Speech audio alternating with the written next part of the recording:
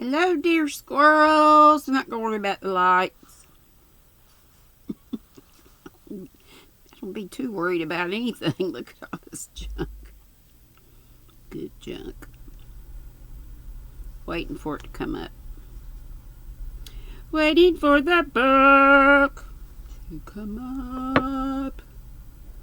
I love this. I want to finish it now. And this one, the red one, and the fall one. And then I started a Noro one today. So pretty. Well, where did it go? Still waiting on it, but oh, here it is. But it's not to the right place yet. Kendall, sit up there. This is the Noro one. I haven't done anything since live. It's got the prettiest colors. Look at these colors. Woo-wee! I think it's gonna be gorgeous. Summer colors, but wool. I don't know how much wool that one has. They have different, fiber content, different types.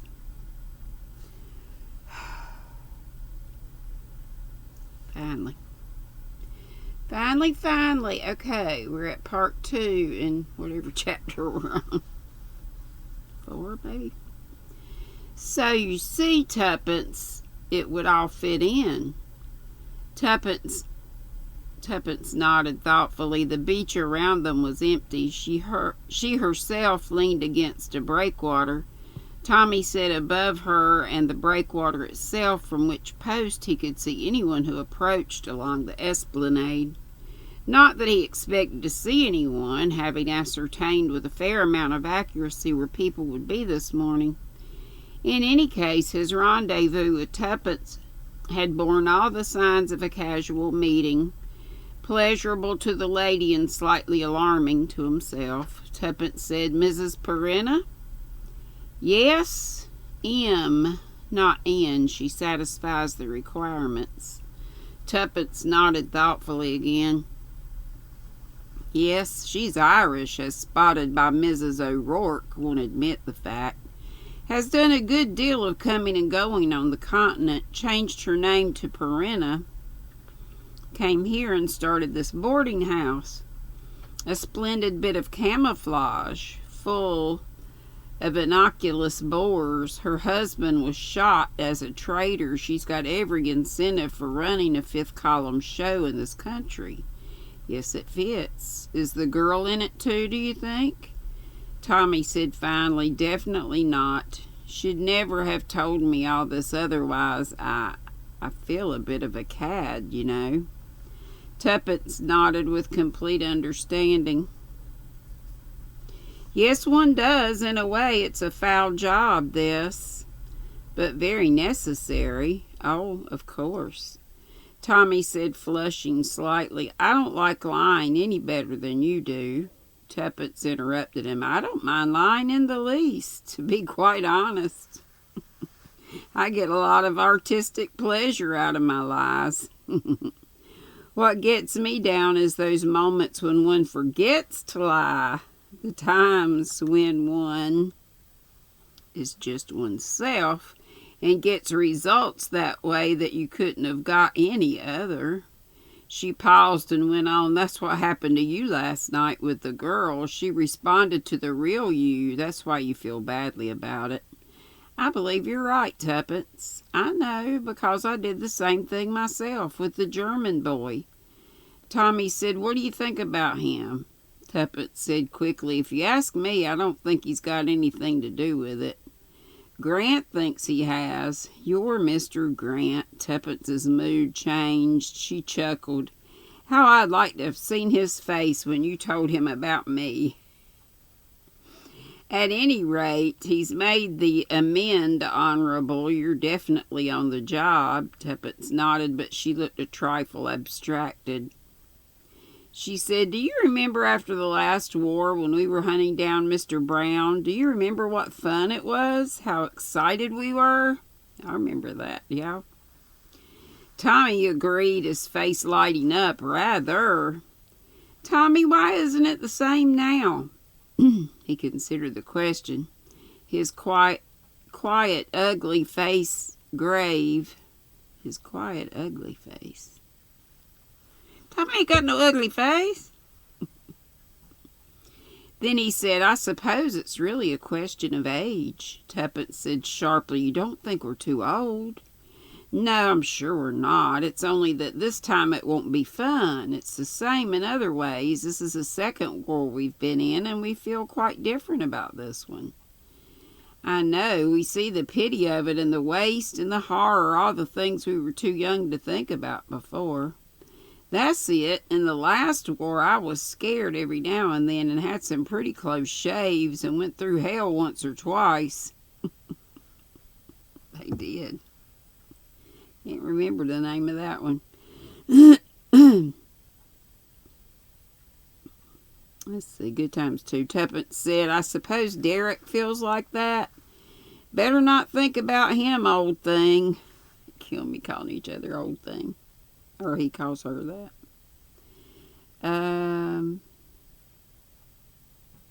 Wait a minute, old thing. Well, what happened to it? Old thing. Good Times too, old thing. Okay. "You're right," Tuppence said her teeth. "We've got a job. We're going to do that job. Let's get on with it. Have we found what we're looking for in Mrs. Perrine?" "We can at least say she strongly indicated. There's no one else, is there, Tuppence, that you've got your eye on?" Tuppence considered. "No, there isn't. The first thing I did when I arrived, of course, was to size them all up and assess, as it were, possibilities. Some of them seemed quite impossible, such as, well, Miss Minton, for instance, the complete British spinster, and Mrs. Sprott and her Betty, and the vacuous Mrs. Cayley." Yes, but nitwittishness can be assumed." "Oh, quite, but the fussy spinster and the absorbed young mother are parts that would be fatally easy to overdo, and these people are quite natural. Then where Mrs. Sprott is concerned, there's the child." "I suppose," said Tommy, "that even a secret agent might have a child." "Not with her on the job," said Tuppence. "It's not the kind of a thing you'd bring a child into." "I'm quite sure about that, Tommy. I know. You'd keep a child out of it." "I withdraw," said Tommy. "I'll give you Mrs. Sprott, Miss Minton, but I'm not so sure about Mrs. Cayley."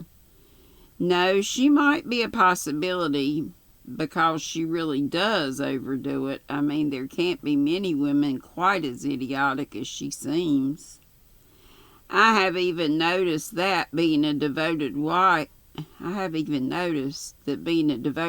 saps the intellect," murmured Tommy. "And where have you noticed that?" demanded Tuppence. "Not from you, Tuppence. Your devotion has never reached those lengths." "For a man," said Tuppence kindly, "you don't really make an undue fuss when you are ill." Tommy reverted to a survey of possibilities. "Cayley," said Tommy thoughtfully, "there might be something fishy about Cayley." "Yes, there might. Then there's Mrs. O'Rourke. What do you feel about her?" "I don't quite know. She's disturbing, rather fee-fo-fum, if you know what I mean." Fee-fo-fum? "Yes, I think I know, but I rather fancy that's just the predatory note.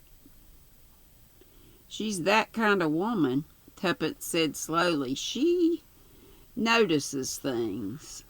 She was remembering the remark about knitting. "Then there's Bletchley," said Tommy. "I've hardly spoken to him. He's definitely your chicken." "I think he's just the ordinary puka old school tie. I think so." That's just it, said Tuppence, answering the stress rather than actual words. The worst of this sort of show is that you look at quite ordinary, everyday people and twist them to suit your morbid requirements. I've tried a few experiments on Bletchley, said Tommy. What sort of thing? I've got some experiments in mind myself. Well, just gentle, ordinary little traps about dates and places, all that sort of thing. Could you condescend from the general to the particular? Well, say we're talking about duck shooting. He mentions the Fayum, F-A-Y-U-M. Good sport, there's such and such a year, such and such a month. Some other time I mention Egypt in quite a different connection. Mummies, Tutankhamun, something like that. Has he seen that stuff? When was he there? Check up on the answers, or P&O boats. I mentioned the names of one or two, say so-and-so was a comfortable boat. He mentioned some trip or other. Later I checked that. Nothing important or anything that puts him on his guard. Just to check up on accuracy. And so far he hasn't slipped up in any way? Not once. And that's a pretty good test, let me tell you, Tuppence. Yes, but I suppose if he was in, he would have his story quite pat. Oh yes, the main outlines of it, but it's not so easy not to trip up on unimportant details. And then occasionally you remember too much, more that is, than a bona fide person would do. An ordinary person doesn't usually remember offhand whether they took a certain shooting trip in 1926 or 1927. They have to think a bit and search their memory. But so far you haven't caught Bletchley out. So far he's responded in a perfectly normal manner. Result? Negative. Exactly. Now, said Tuppence, I'll tell you some of my ideas. And she proceeded to do so. And that brings us to part 3 in this chapter. On her way home, Mrs. Blenkinsop stopped at the post office. She bought stamps, and on her way out went into one of the public call boxes. There she rang up a certain number and asked for Mr. Faraday. This was the accepted method of communication with Mr. Grant. She came out smiling and walked slowly homewards, stopping on the way to purchase some knitting wool. Yay! It was a pleasant afternoon with a light breeze. Tuppence curbed the natural energy of her own brisk trot to that leisurely pace that accorded with her conception of the part of Mrs. Blenkinsop. Mrs. Blenkinsop had nothing on earth to do with herself except knit. And in parentheses, this is not too well. And write letters to her boys. She was always writing letters to her boys. Sometimes she left them about half finished. Tuppence came slowly up the hill towards Sanssouci. Since it was not a through road, and in parentheses, it ended at Smuggler's Rest, Commander Haddock's house. There was never much traffic, a few tradesmen's vans in the morning. Tuppence passed house after house, amusing herself by noting their names.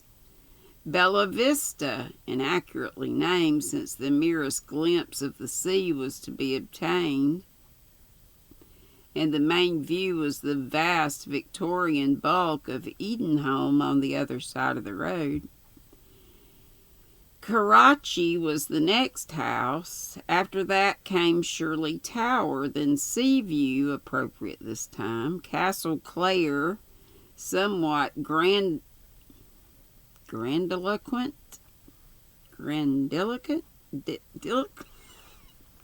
Let's look that one up. It's kind of like elegant, but it's got, oh, not you. It's got grand in front of it instead of... Here we go. Hope it's got the doggone pronunciation. I hate it when it doesn't.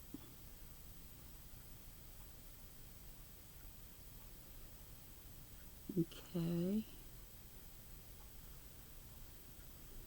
Alright, so let's hear it. It ain't gonna tell me.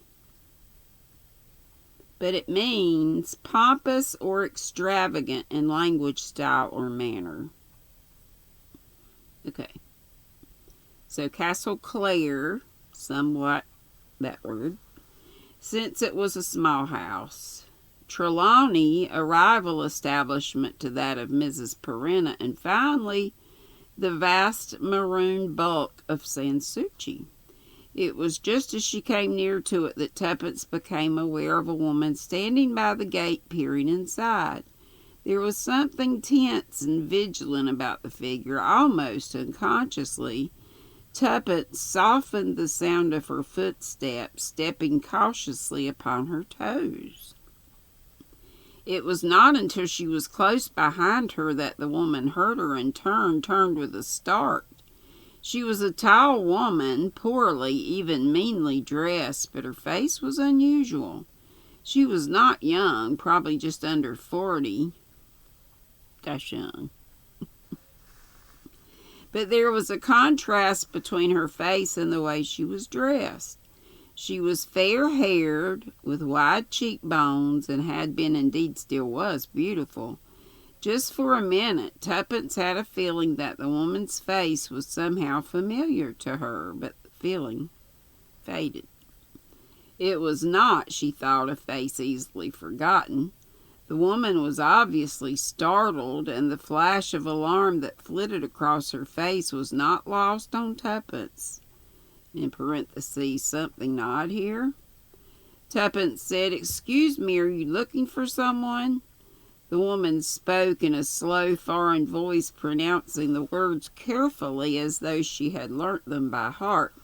"This house is Sanssouci?" "Yes, I live there. Did you want someone?" There was an infinitesimal pause. I guess I got all the syllables in there. Then the woman said, "You can tell me, please, there is a Mr. Rosenstein there, no?" "Mr. Rosenstein?" Tuppence shook her head. "No, I'm afraid not." "Perhaps he has been there and left. Shall I ask for you?" But the strange woman made a quick gesture of refusal. She said, No, I make mistake. Excuse, please." Then quickly she turned and walked rapidly down the hill again. Tuppence stood staring after her. For some reason her suspicions were aroused. There was a contrast between the woman's manner and her words. Tuppence had an idea that Mr. Rosenstein was a fiction that the woman had seized at the first name that came into her head. Tuppence hesitated a minute, and then she started down the hill after the other. What she could only describe as a hunch made her want to follow the woman. Presently, however, she stopped. To follow would be to draw attention to herself in a rather marked manner. She had clearly been on the point of entering Sanssouci when she spoke to the woman. To reappear on her trail would be to arouse suspicion that Mrs. Blenkinsop was something other than appeared on the surface. That is to say, if this strange woman was indeed a member of the enemy plot. No, at all costs, Mrs. Blenkinsop must remain what she seemed. Tuppence turned and retraced her steps up the hill. She entered Sanssouci and paused in the hall. The house seemed deserted, as was usual early in the afternoon. Betty was having her nap. The elder members were either resting or had gone out. Then, as Tuppence stood in the dim hall thinking over her recent encounter, a faint sound came to her ears. It was a sound she knew quite well, the faint echo of a ting, T-I-N-G. The telephone at Sansucci was in the hall. The sound that Tuppence had just heard was the sound made when the receiver of an extension is taken off or replaced. There was one extension in the house in Mrs. Perenna's bedroom. Tommy might have hesitated. Tuppence did not hesitate for a minute. Very gently and carefully she lifted off the receiver and put it to her ear. Someone was using the extension. It was a man's voice, Tuppence heard. Everything's going well on the 4th, then as arranged. A woman's voice said, yes, carry on. There was a click as the receiver was replaced. Tuppence stood there frowning. Was that Mrs. Perenna's voice? Difficult to say with only those 3 words to go upon. If there had been only a little more to the conversation, it might, of course, be quite an ordinary conversation. Certainly there was nothing in the words she had overheard to indicate otherwise. A shadow obscured the light from the door. Tuppence jumped and replaced the receiver as Mrs. Perenna spoke. Such a pleasant afternoon. Are you going out, Mrs. Blenkinsop, or have you just come in? So it was not Mrs. Perenna who had been speaking from Mrs. Perenna's room. Tuppence murmured something about having had a pleasant walk and moved to the staircase. Mrs. Perenna moved along the hall after her. She seemed bigger than usual. Tuppence was conscious of her as a strong, athletic woman. She said, I must get my things off, and hurried up the stairs. As she turned the corner of the landing, she collided with Mrs. O'Rourke, whose vast bulk barred the top of the stairs. Dear, dear. Now, Mrs. Blenkinsop, it's a great hurry you seem to be in. She did not move aside, just stood there smiling down at Tuppence. Just below her there was, as always, a frightening quality about Mrs. O'Rourke's smile, and suddenly, for no reason, Tuppence felt afraid. The big, smiling Irish woman, with her deep voice barring the way, and below Mrs. Perenna closing in at the foot of the stairs. Tuppence glanced over her shoulder. Was it her fancy that there was something definitely menacing in Mrs. Perenna's upturned face? Absurd, she told herself, absurd, in broad daylight, in a commonplace seaside boarding house. But the house was so very quiet, not a sound. And she placed... Oh, wait a minute. Not a sound. And she herself here on the stairs between the two of them. Surely there was something a little queer in Mrs. O'Rourke's smile, some fixed, ferocious quality about it. Tuppence thought wildly, like a cat with a mouse, and then suddenly the tension broke. A little figure darted along the top landing, uttering shrill squeals of mirth. Little Betty Sprott, in vest and knickers, darting past Mrs. O'Rourke, shouting happily, "Peek-boo!" As she flung herself on Tuppence. The atmosphere had changed. Mrs. O'Rourke, a big genial figure, was crying out, "Ah, the darling, it's a great girl she's getting." Below, Mrs. Perenna had turned away to the door that led into the kitchen. Tuppence, Betty's hands clasped in hers, passed Mrs. O'Rourke and ran along the passage to where Mrs. Sprott was waiting to scold the truant. Tuppence went in with the child. She felt a queer sense of relief at the domestic atmosphere, the child's clothes lying about, the woolly toys, the painted crib, the sheep-like and somewhat unattractive face of Mr. Sprott in its frame on the dressing table, the burble of Mrs. Sprott's denunciation of laundry prices, and really she thought Mrs. Perenna was a little unfair in refusing to sanction guests having their own electric irons. All so normal, so reassuring, so everyday. And yet, just now on the stairs, nerves, said Tuppence to herself, just nerves.